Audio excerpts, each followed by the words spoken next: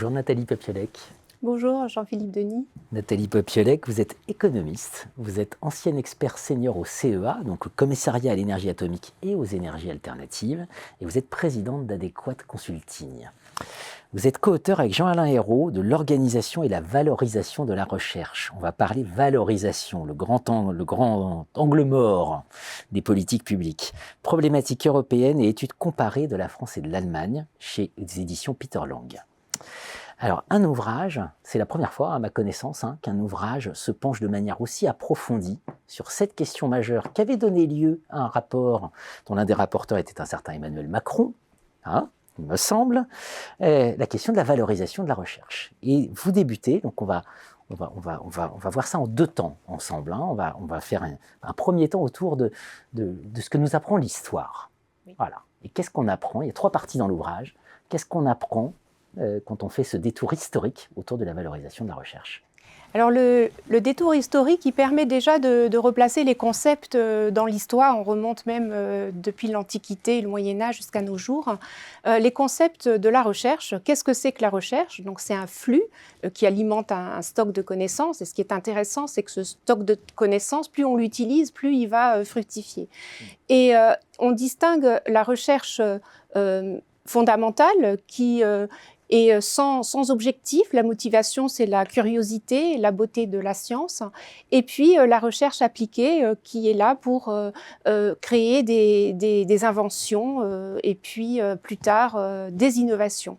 Et dans ces concepts, la valorisation est important puisque c'est ce qui va donner de la valeur à la recherche. Donc, on peut avoir une vision très utilitariste, ou pas.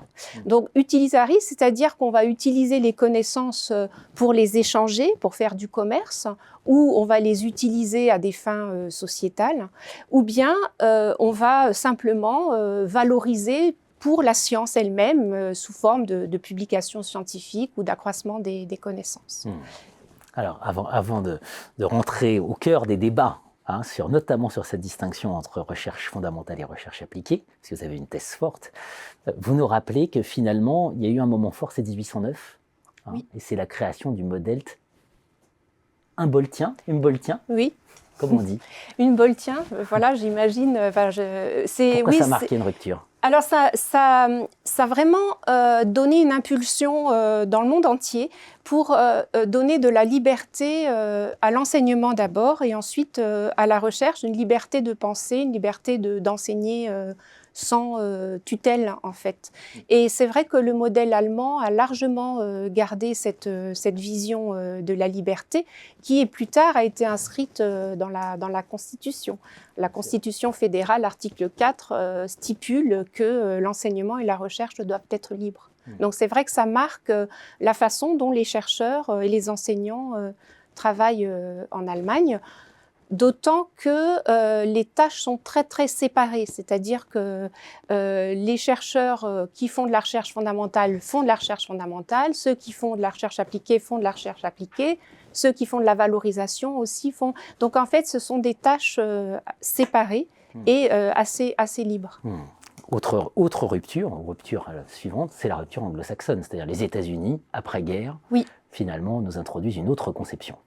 Oui, tout à fait. En fait, aux États-Unis, il y a eu beaucoup de science pour l'effort de guerre et ça a permis d'apporter vraiment pendant la guerre. Et le président Roosevelt dit que les Américains, finalement, sont plus morts de maladie qu'au combat. Donc, il veut vraiment pousser la science, et notamment pour permettre de guérir certaines maladies. Donc, ça a été vraiment une impulsion. Il a commandité un rapport Bush, qui est sorti en 1945, et qui a vraiment donné une politique pour la science en elle-même, la science pour une fin en soi.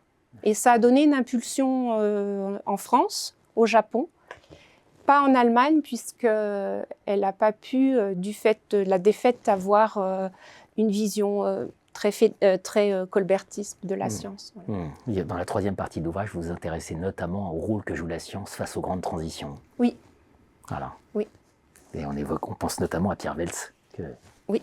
qui est mobilisé. Alors, la thèse, maintenant, c'est quand même de dire, attention, si on veut comprendre vraiment, avec majuscule, vraiment la valorisation, c'est pas forcément par l'appliquer qu'il faut réfléchir, c'est pas seulement sur l'appliquer, c'est sur le fondamental. Alors, est-ce que vous pouvez nous expliquer un peu ?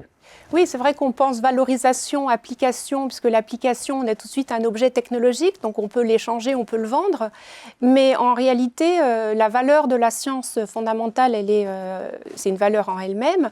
Et si on crée des synergies avec l'industrie, mais de manière à ce que chaque chercheur poursuive sa propre motivation, mais en échangeant avec d'autres chercheurs qui ont d'autres visions, ils augmentent leur créativité. Et donc, ça n'est pas en ayant un but appliqué qu'ils vont faire des découvertes, c'est en poursuivant leur motivation, leur curiosité, et en étant questionnés finalement par des questions qui viennent des chercheurs dans l'industrie. Il y a des effets très concrets, par exemple, quelques prix Nobel en Allemagne. Oui, alors oui, c'est vrai que la société Max Planck a eu quatre prix Nobel récemment, donc 2 en physique-chimie l'année dernière et 2 encore cette année. Donc pourquoi ? Donc c'est vrai que l'Allemagne mise beaucoup sur la recherche fondamentale au niveau des fonds publics, sachant que les industries et l'entreprise fait aussi elle-même beaucoup de recherche appliquée. Et en fait, il y a cette liberté de recherche qui, sans doute, permet aux chercheurs d'augmenter les connaissances. Et c'est vrai qu'en Allemagne, ce n'est pas tellement des thématiques, mais ça va être valoriser, par exemple, une personne qui a des idées et on va faire en sorte qu'elle puisse les développer. L'humain au cœur. Alors évidemment, de ça, on va en déduire au moins une erreur à ne pas commettre. Je vous retrouverai pour une autre interview pour évoquer cette erreur à ne pas commettre. Merci Nathalie. Merci beaucoup Jean-Philippe.